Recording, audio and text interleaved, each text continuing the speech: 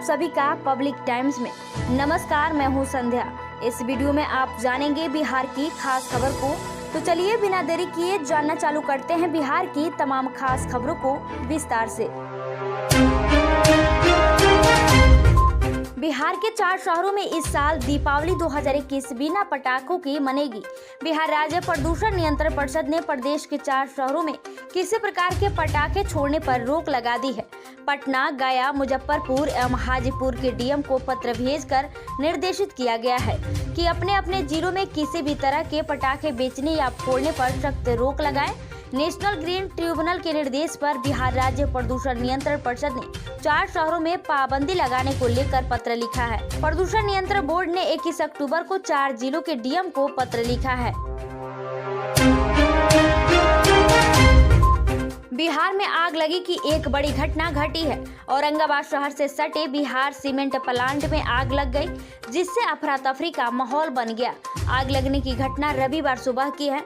औरंगाबाद शहर से सटे बिहार सीमेंट प्लांट के पीछे वाली गोदाम में अचानक आग लग गई, जिसके बाद प्लांट के साथ साथ जसोइया व आसपास के इलाके में धुआं आसमान में फैल गया। आनन फानन में प्रबंधन द्वारा दमकल विभाग को सूचना दी गई। जानकारी के मुताबिक दमकल की 6 से 7 गाड़ियों को आग बुझाने में लगाया गया। ट्रेन पकड़ने के लिए पटना जंक्शन पहुंचने वाले लोगों को जाम से मुक्ति के लिए अंडरग्राउंड रास्ता बनेगा। ब्रीद स्मृति मल्टी पार्किंग से पटना जंक्शन तक अंडरग्राउंड रास्ता तैयार होगा। बिहार राज्य पुल निर्माण निगम की देखरेख में इसका निर्माण होना है। जानकारों के अनुसार इसके निर्माण के लिए टेंडर की प्रक्रिया शुरू हो गई है। छठ पूजा के बाद निगम बोर्ड की होने वाली बैठक में टेंडर प्रोसेस पर निर्णय लिए जाने की संभावना है। निगम के आधिकारिक सूत्र ने बताया कि बुध स्मृति मल्टी पार्किंग के पास बनी सड़क के नीचे से खुदाई शुरू कर नीचे ही नीचे पटना जंक्शन परिसर तक बनेगा। ईपीसी मोड़ में बनने वाले अंडरग्राउंड रास्ता 4 से 10 मीटर लंबा होगा। इसके निर्माण पर लगभग 65 करोड़ खर्च होंगे। बिहार पंचायत चुनाव के 5वें चरण का मतदान रविवार को हुआ। इस दौरान मोतिहारी से एक दुर्भाग्यपूर्ण घटना सामने आई है, जहां मतदान केंद्र पर ड्यूटी पर तैनात एक कर्मी की मौत हो गई। हृदय गति रुकने से चुनाव कर्मी की मौत हुई है। पताही प्रखंड के बकरी पंचायत के उत्क्रमित मध्य विद्यालय चंपारण के मतदान केंद्र संख्या 159 पर यह घटना घटी है। मृतक की पहचान मतदान कर्मी वंशीधर राम के रूप में हुई है, जिनकी उम्र 56 वर्ष है। कर्मी की मौत हृदय गति रुक जाने के कारण सुबह करीब 4 बजे हुई है। चौथम पीएचसी को सीएचसी का दर्जा मिल चुका है, लेकिन साधन सुविधा का अभाव है। यहाँ पड़ोसी सहरसा जिले के सलखुआ से भी मरीज इलाज को पहुँचते हैं। 2 लाख की आबादी का है मुख्य अस्पताल चौथम सीएचसी पर कोसी बागमती दियारा की 50,000 समेत कुल 2 लाख की आबादी निर्भर है। दियारा की रोहियार, बूच, सरसों और ठूडी मोहनपुर पंचायत की यह मुख्य अस्पताल है। 75 से 80 मरीज रोज आते हैं। अस्पताल प्रबंधन के अनुसार अभी रोजाना 75 से 80 मरीजों का इलाज ओपीडी में हो रहा है। 4 से 5 मरीज इमरजेंसी में भी आते हैं। चिकित्सकों की कमी 1.5 वर्ष पूर्व सीएचसी में 6 नए चिकित्सकों की नियुक्ति की गई थी। 6 में 4 आगे की पढ़ाई के लिए छुट्टी पर चले गए हैं। अभी सीएचसी में चिकित्सकों की कुल संख्या 4 है। आवश्यकता 8 चिकित्सकों की है। 25 वर्षों से डेसर नहीं है। सीएचसी की बदहाली का पता इससे लगता है कि यहाँ बीते 25 वर्षों से डेसर का पद रिक्त है। बिहार के त्रिस्तरीय ग्राम पंचायत और ग्राम कचहरियों के लिए 5वें चरण में 38 जिलों के 58 प्रखंडों व 845 पंचायतों में रविवार को 61% मतदान हुआ। राज्य निर्वाचन आयोग के आयुक्त डॉक्टर दीपक प्रसाद ने पत्रकारों को बताया कि 5वें चरण में 26,091 पदों के लिए चुनाव शांतिपूर्ण तरीके से संपन्न हुआ। आयोग की ओर से 7,966 मतदान भवन में 12,056 मतदान केंद्र बनाए गए थे। 5वें चरण के मतों की गिनती 26 और 27 अक्टूबर को होगी। आज के दौर में आधुनिक शिक्षा पद्धति के बिना आप कामयाबी के शिखर को नहीं छू सकते हैं। आज का दौर डिजिटल का है, इसलिए हमें इसे अपनाना होगा, तभी हम कामयाबी की नई कहानी गढ़ सकते हैं। उक्त बातें जिला मुख्यालय स्थित बिजली बोर्ड के बगल में A to Z कोचिंग में सीटीईटी के 10 घंटे के लगातार चलने वाली कक्षा के दौरान संस्थान के निदेशक गौतम कुमार ने कही। उन्होंने बताया कि आज के दौर में डिजिटल तरीके से शिक्षा दी जा रही है, लेकिन हमारे इलाके खासकर कोसी में इसकी कमी दिख रही है। इसलिए पूरे में कोसी में पहली बार A to Z कोचिंग में सीटीईटी की परीक्षा को लेकर विद्यार्थियों को LED पैनल बोर्ड के माध्यम से शिक्षा दी जा रही है। उन्होंने बताया कि इस तरह की आधुनिक रूप से तैयारी और पढ़ाने से छात्र छात्राओं को विषय की समझ आसान हो जाती है। इससे उन्हें विषय पर पकड़ मजबूत होती है। इसका प्रतिफल उन्होंने परीक्षा फल पर दिखता है। उन्होंने बताया कि हमारे यहाँ DBT माध्यम से ऑनलाइन जांच परीक्षा ली जाती है। आधुनिक तरीके से कंप्यूटर लैब बनाया गया है। पूर्णिया जिले में 5वीं चरण का मतदान 2 प्रखंडों के नगर और श्रीनगर में रविवार को शांतिपूर्वक संपन्न हो गया। इस दौरान श्रीनगर की 9 पंचायतों में रिकॉर्ड 71.37% मतदाताओं ने वोट डाले। वहीं के नगर में मतदान का प्रतिशत थोड़ा कम रहा, लेकिन वहां भी 65.26% मतदान रिकॉर्ड किया गया है। दोनों ही प्रखंडों में छीट-फूट झड़पों को छोड़ मतदान शांतिपूर्वक हुआ।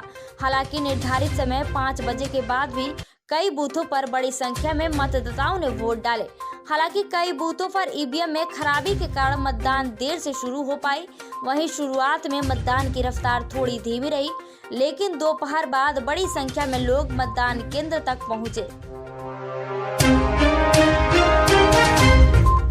पत्नी से प्रताड़ित एक युवक संजय उर्फ अमन ने अपनी 80 साल की वृद्ध मां कमला देवी के साथ गंगा में कूदकर आत्महत्या कर ली। यह घटना शनिवार की शाम परिबहोर थाना अंतर्गत काली घाट पर हुई। मां बेटे को गंगा में छलांग लगाते स्थानीय लोगों ने देखा तो उन्होंने दोनों को बचाने की कोशिश की। वृद्ध की मौत मौके पर ही हो गई, जबकि इलाज के क्रम में युवक ने PMCH के टाटा वार्ड में दम तोड़ दिया। मूल रूप से बिहार शरीफ के रोई का रहने वाला संजय अपनी मां के साथ खेमनीचक मंगल चौक के समीप किराए के मकान में रहता था। पिछले 1.5 साल से उसकी पत्नी बाढ़ स्थित अपने मायके में रह रही है। पति पत्नी के बीच विवाद था। आत्महत्या की सूचना मिलते ही परिबहोर थाना अध्यक्ष शफीउल हक मौके पर पहुंचे। रविवार को पोस्टमार्टम के बाद 100 परिजनों के हवाले कर दिया गया। कोरोना की पहली लहर से ही स्वास्थ्य विभाग ने लोगों को इससे जुड़ी जानकारी देने के लिए कई प्रयास किया। इसी क्रम में स्वास्थ्य मंत्रालय कोरोना संक्रमण से लेकर टीकाकरण तक की जानकारी एक ही सिस्टम के जरिए उपलब्ध कराने का प्रयास कर रहा है। इसमें अब आपको एक WhatsApp नंबर के जरिए संक्रमण से लेकर टीकाकरण सर्टिफिकेट तक की जानकारी मिलेगी।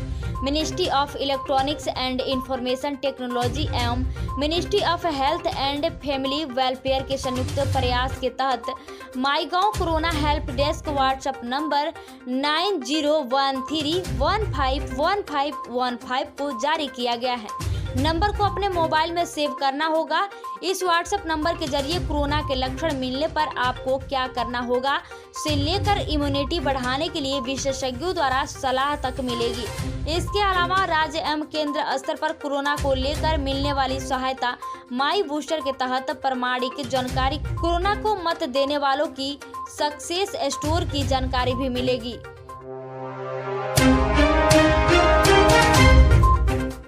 सरकारी मिडिल स्कूल में पढ़ने वाली 8वीं कक्षा के छात्रों को हाई स्कूल ले जाकर बताया जाएगा कि 9वीं कक्षा में किस तरह से उन्हें पढ़ना है। शिक्षा विभाग ने इसके लिए ट्यूनिंग ऑफ स्कूल योजना शुरू की है। इसके तहत 8वीं के छात्रों को नजदीकी हाई स्कूल में ले जाया जाएगा। जिला गुणवत्ता शिक्षा प्रभारी सुजीत कुमार ने बताया कि योजना के तहत 10 स्कूलों को चयन जल्द किया जाएगा। चयनित स्कूलों के बच्चों को घुमाने के लिए 2000 रुपये की राशि दी जाएगी। राज्य के सभी लोगों को तेजी से कोरोना का टीका लेने को लेकर 28 अक्टूबर और 7 नवंबर को फिर विशेष अभियान चलेगा। मुख्यमंत्री नीतीश कुमार ने टीकाकरण के इस अभियान की पूरी तैयारी रखने का निर्देश दिया है। पदाधिकारियों को कहा कि डोर टू डोर सर्वे के दौरान चिन्हित किए गए बचे हुए लोगों को टीकाकरण तेजी से कराएं। साथ ही एक बार फिर से सर्वे करा लें ताकि कोई भी व्यक्ति कोरोना टीका लेने से वंचित न रहे।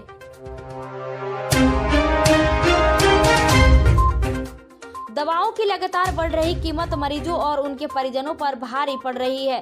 पिछले एक साल में दवाओं की कीमत में 10 से 70% तक बढ़ोतरी हुई है। इससे मरीजों के परिवार पर प्रति माह 1000 रुपये तक का अतिरिक्त बोझ पड़ रहा है। सबसे अधिक गैस की दवाओं की कीमत 70% तक बढ़ी है। सर्दी, खांसी व बुखार की दवाओं के दाम में भी 10 से 20% बढ़ चुके हैं। पटना के हनुमान नगर में रहने वाले SN पांडे पिछले 2 साल से शुगर, BP की दवाओं से इंसुलिन लेते हैं।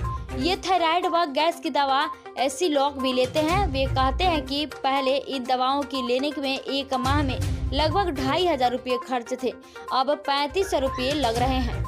हनुमान नगर के दवा दुकानदार मुकेश कुमार ने बताया कि आयोडेक्स से लेकर उन्हें सभी महलम आदि की कीमतों में भी काफी वृद्धि हुई है। सिनरेस्ट 6 माह पहले 75 रुपये में मिलता था, अब 90 रुपये में मिल रही है। पटना मेट्रो रेल प्रोजेक्ट के विस्तारीकरण के लिए भूमि अधिग्रहण की प्रक्रिया शुरू कर दी गई है। इसके लिए जिला प्रशासन ने अधिसूचना भी जारी कर दी है। अधिसूचना में स्पष्ट रूप से संबंधित भूमि के क्रय विक्रय अथवा अन्य कोई विवाद से संबंधित कार्रवाई पर रोक लगा दी गई है। किसी भी तरह की आपत्ति दर्ज कराने के लिए सूचना प्रकाशन के बाद से 60 दिनों तक समय दिया जाएगा। जीरा माइल से पाटलिपुत्र बस स्टैंड तक तथा वहां मेट्रो डिपो निर्माण के लिए कुल 76 एकड़ भूमि का अधिग्रहण किया जाना है। यह भूमि पटना सिटी अंचल के पहाड़ी मौजा और रीनापुर मौज के अंतर्गत आती है। मेट्रो रेल के सूत्रों से मिली जानकारी के अनुसार मुआवजे के लिए जिला प्रशासन को पूर्व में ही 1000 करोड़ रुपए नगर विकास विभाग द्वारा आवंटित किए गए हैं। शनिवार की देर शाम सहरसा मंडल कारा में की गई छापेमारी में पूर्व सांसद आनंद मोहन सहित अन्य एक बंदी के पास से मोबाइल फोन बरामद किया गया है। छापेमारी के दौरान जेल में 6 मोबाइल बरामद किए गए थे। इस मामले में उक्त बंदियों के खिलाफ प्राथमिकी दर्ज की जाएगी। DPRO के हवाले से जारी प्रेस विज्ञप्ति में DM ने कहा है कि वरीय प्रशासनिक व पुलिस पदाधिकारियों की टीम को मंडल कारा सहरसा में भेजकर औचक छापेमारी कराई गई। छापेमारी के दौरान 6 मोबाइल फोन, 1 चार्जर, 1 चाकू और 1 एक्सटेंशन कॉर्ड बरामद किए गए हैं। उक्त सामग्री में से 2 स्मार्ट मोबाइल फोन, 2 सामान्य मोबाइल और 2 चार्जर पूर्व सांसद व सजायाफ्ता बंदी आनंद मोहन के बैरक में उनके पास से बरामद किए गए, जबकि 1 मोबाइल फोन बंदी दिलीप कुमार के पास से बरामद किया गया। 1 मोबाइल फोन बाहरी परिसर में फेंका हुआ पाया गया। तो ये थी बिहार की खास खबर। धन्यवाद।